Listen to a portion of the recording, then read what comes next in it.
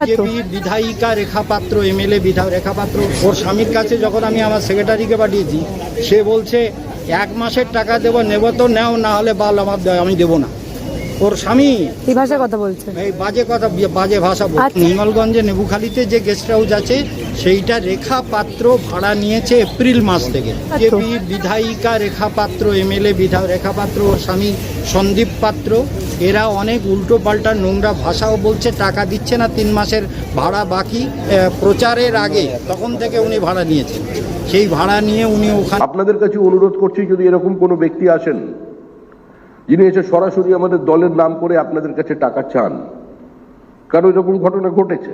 আপনাদের এখানেই আছেন, আপনাদের মধ্যে একজন খুব কলকাতার নামী রিয়েল এস্টেট কোম্পানি, তারা আমার কাছে এসেছেন একটা প্যাকেট নিয়ে। কি ব্যাপার বলছে যে না, আপনার অফিস থেকে ফোন গেছে আমার কাছে, বলছেন যে স্যার বলছেন যে কিছু তো পাঠালেন না, টাকা লাগবে।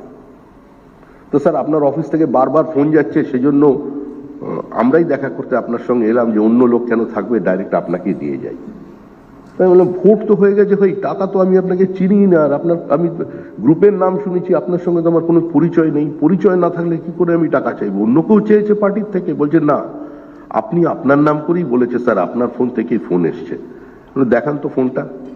ফোন দেখলাম, ক্লোন তৈরি, ওপরে আমার ছবি, তার তলায় শ্রমিক ভট্টাচার্য লেখা, আমার নামই সিম তোলা। কিভাবে করেছে জানি না। ফোন আসছে কোথা থেকে, সঙ্গে সঙ্গে তাকে দিয়েই আমি রিপোর্ট করালাম আমাদের সাইবার পিএসএ বিধাননগরে। বলছে ফোনগুলো আসছে জলপাইগুড়ি থেকে এবং শিলিগুড়ি থেকে। পরবর্তীকালে 7 দিন পরেছে ধরা। এটা কি করে হতে পারে?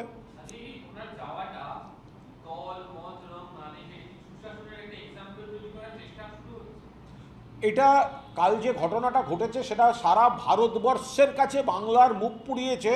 এটা শ্রমিক ভট্টাচার্য বলেছেন। কোন শ্রমিক ভট্টাচার্য? রাজ্য বিজেপি সভাপতি এবং তিনি সাংসদ। শ্রমিক ভট্টাচার্য বলেছেন গতকালে যেভাবে মমতা বন্দ্যোপাধ্যায়ের উপর হামলা হয়েছে তাতে বাংলার ভাবমূর্তি নষ্ট হয়েছে। এটা বিজেপিরও অধিকাংশ ব্যক্তি মনে করেন।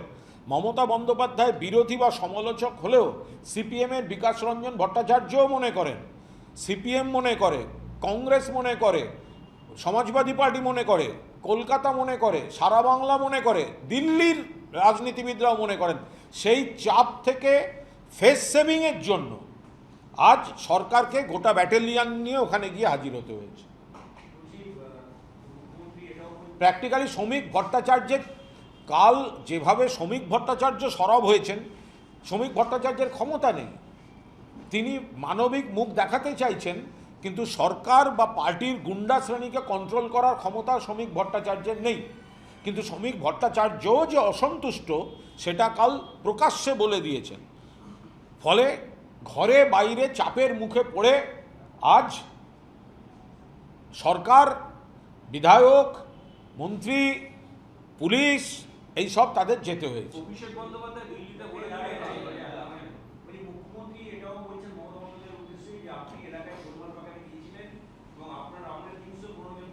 এগুলো সব ভিত্তিহীন কথা।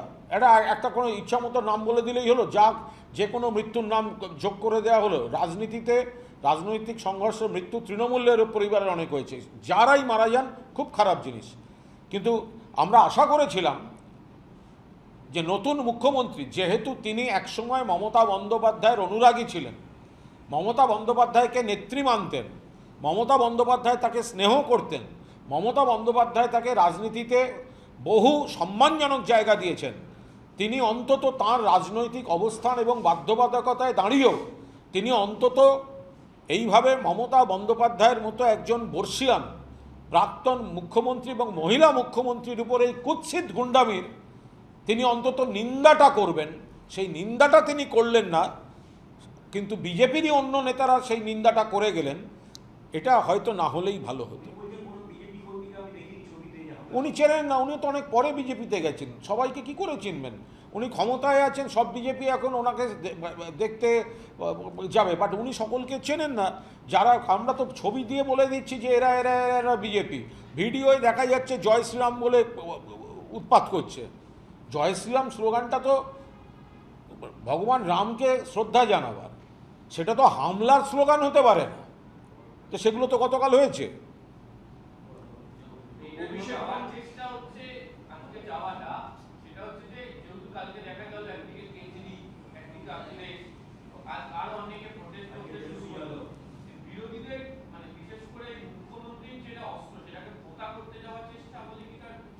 গতকালের ঘটনায় পশ্চিমবঙ্গের বিজেপি সরকার ঘরে বাইরে সমালোচিত হয়েছে।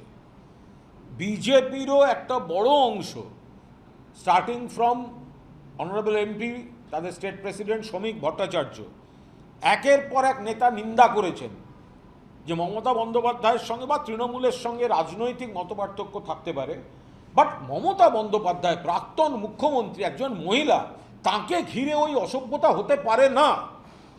শ্রমিক ভট্টাচার্য এতটাও বলেছেন, এতে গোটা দেশে বাংলার ভাবমূর্তি নষ্ট হয়েছে। অন্যান্য সর্বভারতীয় জাতীয় স্তরের দলগুলি, তাদের শীর্ষ নেতারা নিন্দা করছেন। ফলে ঘরে বাইরে প্রবল চাপের মুখে পড়ে ফেস সেভিং এবং ড্যামেজ কন্ট্রোলের জন্য আজকে ছুটে যেতে হয়েছে এখানকার সরকারের মাথাদের। অভিষেক বন্দ্যোপাধ্যায় অবশ্যই সুপ্রিম কোর্টে বিদেশ যাত্রা মানে চোখ দেখানোর জন্য যাওয়ার অনুমতি পেলেন, একাধিক শর্ত। তবে আমি শুভেন্দুবাবুর 10 লাখ টাকা দেওয়াটাকে কিন্তু সমর্থন করি। কারণ একটা পরিবার, একজন আর্নিং মেম্বার মারা গেছেন, সেখানে তিনি সরকারের, উনি বলছেন এই ফান্ড তো এই জন্যেই আছে, এগুলো দেওয়া উচিত। টাকা দিয়ে বিকল্প মানুষটাকে ফিরিয়ে দেওয়া যায় না, কিন্তু যে পরিবারটা বিপদে পড়ে তার তো বাঁচার জন্যও টাকা চাই। মানে এক্ষেত্রে শুভেন্দুবাবু যে 10 লক্ষ টাকা দিয়েছেন আমি পূর্ণ সমর্থন করছি। শুধু সঙ্গে ওইটা রেখে দিচ্ছি যে আরজি করের ক্ষেত্রে একই গ্রাউন্ডে, একই মানবিকতায়, একই নিয়মে, একই তালিকা থেকে যখন মমতা বন্দ্যোপাধ্যায় 10 লাখ টাকা দিয়েছিলেন তখন কিন্তু ঘুষ বলা হয়েছিল। আমরা তখনও বলেছি মমতা বন্দ্যোপাধ্যায় ঠিক কাজ করেছেন, এখনও বলছি শুভেন্দু অধিকারী ঠিক কাজ করছেন। এটা খুব স্বাভাবিক, এবং এই ঘটনাগুলো তো মমতা বন্দ্যোপাধ্যায় দেখিয়ে দিয়ে গেছেন যে কোনো পরিবারে এই ধরনের কোনো ঘটনা ঘটলে সেখানে বিকল্প ক্ষতিপূরণ, চাকরি, এগুলো তো মমতা বন্দ্যোপাধ্যায়, মানে এগুলো কিন্তু মুখ্যমন্ত্রীর দীর্ঘদিন মমতাদির ঘরানার রাজনীতিটা করেছেন বলেই তার মধ্যে এই পদক্ষেপগুলো কাজ করছে। দিলীপ ঘোষ বলছে যে আমি নিজে ইট খেয়েছি, বড় আমার গায়ে এখনো দাগ আছে, আমার গাড়ি বহুবার ভেঙেছে, দুটো ডিম খেয়েছে বলে কি পশ্চিমবঙ্গের সংস্কৃতি রসাতলে চলে গেছে? মানুষের অধিকার আছে নিজের রাগ প্রকাশ করার। উনি ওনার সময়কার ডায়মন্ড হারবারের উদাহরণ দিয়েছেন, দিয়ে বলছেন যে আমরা সহ্য করে এসেছি, এখন যারা হাই হাই করছে তারা সব থেকে বড় ক্রিমিনাল, কাপুরুষের দল, আমাদের উপর হওয়া অত্যাচার নিয়ে ওরা কোনোদিন মুখ খোলেনি। তখন এই মানবতা কোথায় ছিল? দিলীপ বাবু